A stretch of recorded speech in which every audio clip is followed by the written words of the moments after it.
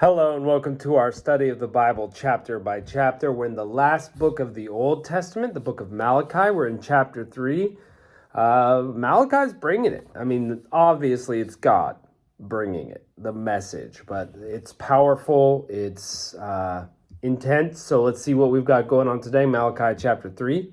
Behold, I send my messenger, and he will prepare the way before me. The Lord whom you seek will suddenly come to his temple. Behold, the messenger of the covenant whom you desire is coming, says Yahweh of armies. But who can endure the day of his coming, and who will stand when he appears? For he's like a refiner's fire, and like launderer's soap. And he will sit as a refiner and purifier of silver. And he will purify the sons of Levi, and refine them as gold and silver. And they shall offer to Yahweh offerings of righteousness. Okay, we're off to a great start. This messenger is coming who's going to refine the priests of Levi, the sons of Levi, the Levites, as gold and silver is refined. Now, gold and silver are refined by sticking them in a really hot fire, burning off the impurities, scooping them off, and you're left with more pure gold and silver. That's how it's refined. So they're in a hot fire. So this does not sound like that's going to be fun for the sons of Levi. Verse 4, then the offering of Judah and Jerusalem will be pleasant to Yahweh as in the days of old, as in ancient years. So through this refining, that's how we're going to get a pure offering. I remember in chapter 2, we were talking about how things were not so great. They were not so great. People were wondering why God didn't accept the offering because they were impure. Right? They're weeping and they're sad because God doesn't regard their offering. But, we're having marriages. The Levites were having marriages that weren't pleasing. They weren't being kind to the wife of their youth. And we said that, of course, goes both ways. Why would it only be a man? Sometimes a woman is the one not doing well, and her offerings wouldn't be pleasing to God. So, that is a thing that we struggle with as Americans. We talked about that, so we're not going to get back on that. But this is kind of like the second part of the thought here, is that because that's happening, God is going to refine with fire. Doesn't sound fun. Verse 5, I will come near to you to judgment. I will be swift to witness against sorcerers, against adulterers, against perjurers, against those who oppress the hireling in his wages, the widow and the fatherless, and who deprive the foreigner of justice, and don't fear me, says Yahweh of armies. Okay, so God is going to come to them. He's going to judge specifically. These are on the list. But if you go through the Bible, you have many of these types of lists where it's like God is going to judge. And here's the things he doesn't like that are happening. People are committing adultery. They're committing, acts of sorcery and magic, lying. They're oppressing hired hands. They're oppressing widows and orphans. And God has a special heart for all those people. And so when somebody treats them in a wrong manner, he's going to stand up for them. That's all that's happening. So they need to be refined through fire, those sort of things. For I, Yahweh, don't change. He doesn't change. So today, same God hates the same things. Okay? He doesn't like lying, perjury. That's what that is. He doesn't like it when people oppress orphans and widows. He doesn't like it when business owners and farmers oppress their hired hands and cheat them out of their wages. He doesn't like it when people commit adultery. He's going to judge them like in the refiner's fire. He doesn't change. Therefore, you sons of Jacob are not consumed. From the days of your fathers, you've turned away from my ordinances and you have not kept them. That's why they went into exile. Return to me, and I will return to you, says Yahweh of armies. Okay? So, for those, like we see in the comments, who say, well, God is war God. He's all about, crushing people and he just wants to kill people. He's angry. Return to me and I will return to you. This is him offering a chance for reconciliation. It's not the people who are offering it. The people aren't begging God and he's not listening. He's saying to them, come back, return to me. I will forgive you. And we've seen this over and over and over in the Old Testament, that God is saying this. Return to me and I will heal you. But what happens is God is saying, return to me and I'll heal you. And people are like, don't think so. Not interested. Want to keep doing the sorcery. Want to keep having this, adulterous affair. I want to keep lying when it benefits me. I want to cheat my way so I can get more money. That's what people are really interested in. They don't want God to tell them what to do. And God judged them. And they go, oh, God is a God of wrath. Well, you just said forget you to the God of the universe. And you wonder why you're being punished. Sounds pretty crazy to me. We'll continue. Verse 7, but you say, how shall we return? So what are the ways in which we could return? What are we doing wrong? We already saw the marriage thing. What else are we doing wrong? Will a man rob God? Doesn't sound very wise that you would rob God. Yet you do rob me. But you say, how have we robbed you? In tithes and offerings. You are cursed with a curse, for you rob me, even this whole nation. Bring the whole tithe into the storehouse, that there may be food in my house, and test me now in this, says Yahweh of armies. If I will not open you the windows of heaven and pour you out a blessing that there will be not enough room for. Now we're going to step on people's toes again, and I've gotten comments on this before that people say, tithing's not a thing. Ta-da! Here it is, right? Here's where it says tithing is a thing. It says you need to bring your tithe to God.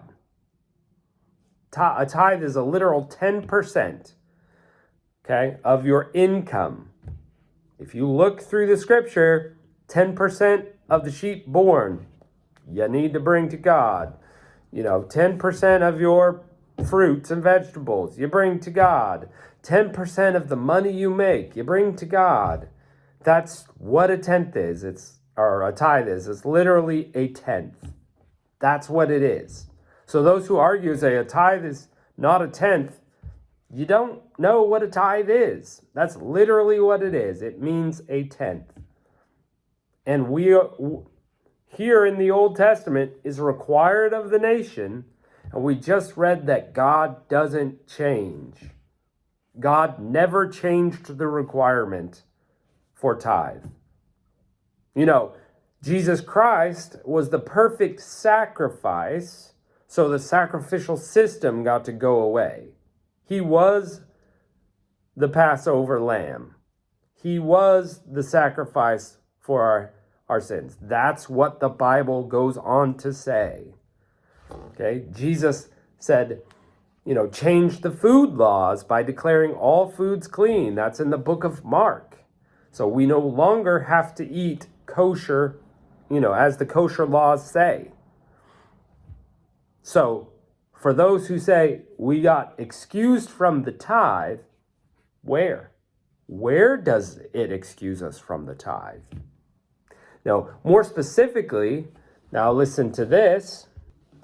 This is from Matthew chapter 23, verse 23. Sorry, we're ahead of the game, but this is Jesus talking. He says, woe to you, scribes and Pharisees, hypocrites! You tithe mint and dill and cumin. These are garden herbs. So, I have some mint at my house that I grow, and it grows leaves. And you take the leaves and you can crush them up, or you can put them, cook them, or, whatever. You can squeeze them to get oil out. Okay, so you can harvest the leaves. So the scribes and Pharisees were out there picking leaves off of their mint plant. They've got 10 of them, and they're putting one in their pile to tithe. That's how diligent they were about tithing. They did the same with dill. Dill has a little seed like that you can, break up or you can mash to cook with and all that kind of stuff. And they were literally taking that little bit and tithing 1/10 of their dill and cumin. That's a spice, okay? They would do that with their garden herbs. They would tithe. And so Jesus is saying, you tithe that, but you've left undone the weightier matters of the law, justice, mercy, and faith.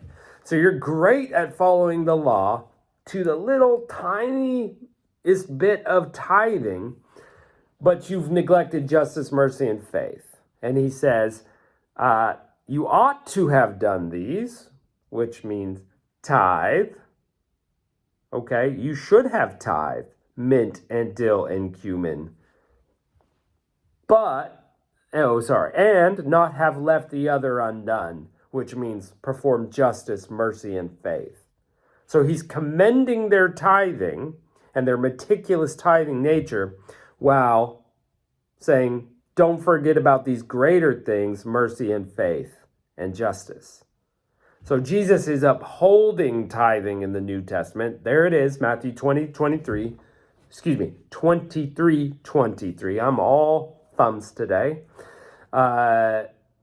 He's upholding tithing right there. So Jesus once again saying, tithing is a thing. So for you out there who say tithing's not a thing, take it up with Jesus.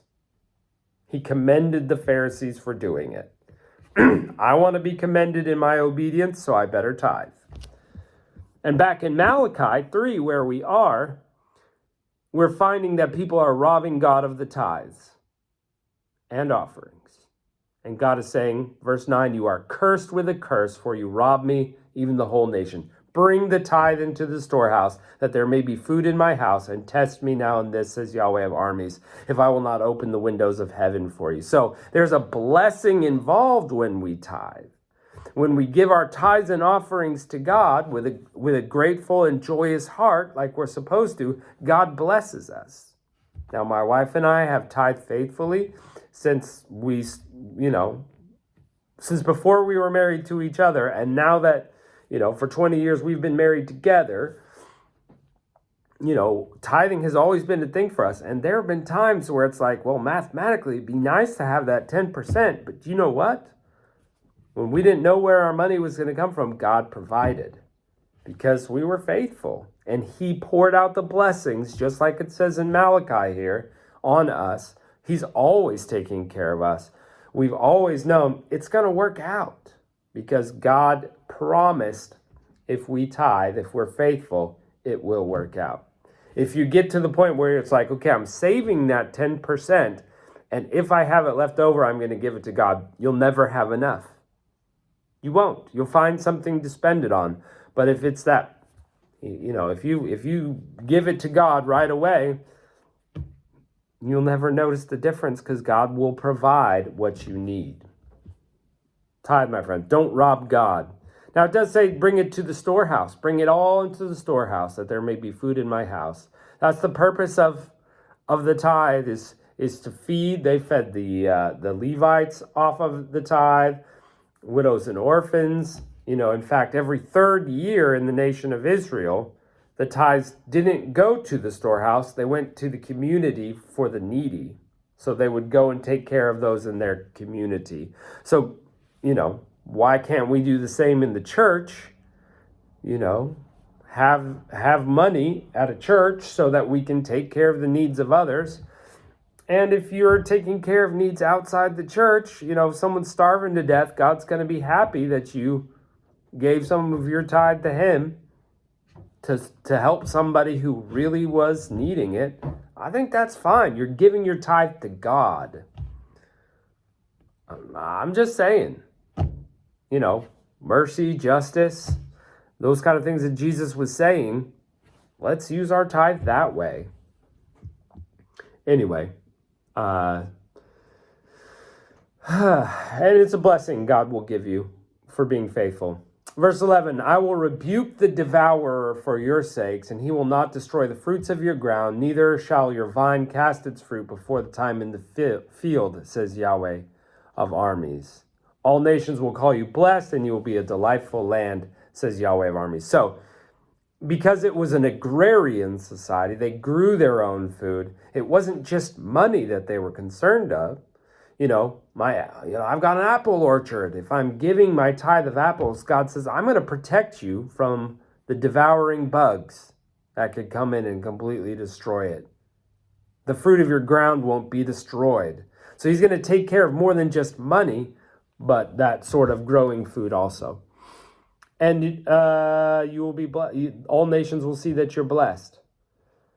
Verse 13, your words have been harsh against me, says Yahweh. Yeah, you say, what have we spoken against you? So now God's got another complaint.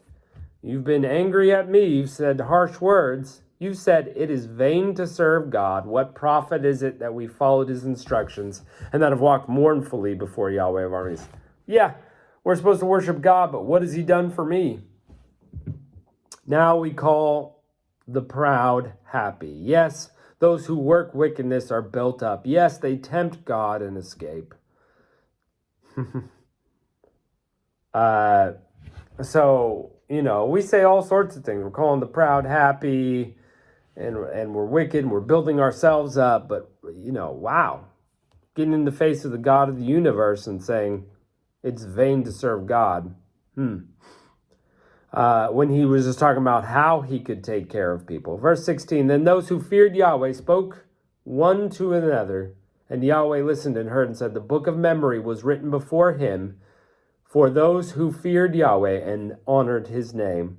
They shall be mine, says Yahweh, mine own possession. In that day that I make, I will spare them as a man spares his own son who serves him. Then you shall return and discern between the righteousness and the wicked, between him who serves God and him who doesn't serve him. So God is going to take care of those people, and people will see the difference between people who serve him and are taking care of him and just the common man who rejects him. You will be my possession, he's saying to the nation of Israel, when you serve me, when you're like my son that's working for me. I'll take care of you. And everybody will see the difference. So really, this is all about obedience and living a life to please God, being on God's team rather than serving ourselves. And all those things, keeping your tithe money rather than giving it to God, who's really the one who provides anyway. Speaking well of God rather than, what has God done for me lately? Becoming God's possession. This is all kind of what it's about, aligning the thinking. And we need to do the same thing. We sure do. We should do the same thing today, including the tithe. Challenge you to do it. Hey, do it for 30 days. If you've never done it before, give your first 10% to God. And if you've never done that before, do it for 30 days. See if God doesn't take care of you in an amazing way. I don't think you'll ever go back to living the other way if you really, truly get after it. So, hey, if you've got great tithing stories, put it in the comments so people can read how God is taking care of you because you're a tither. Thanks for joining us today. We'll catch you next time.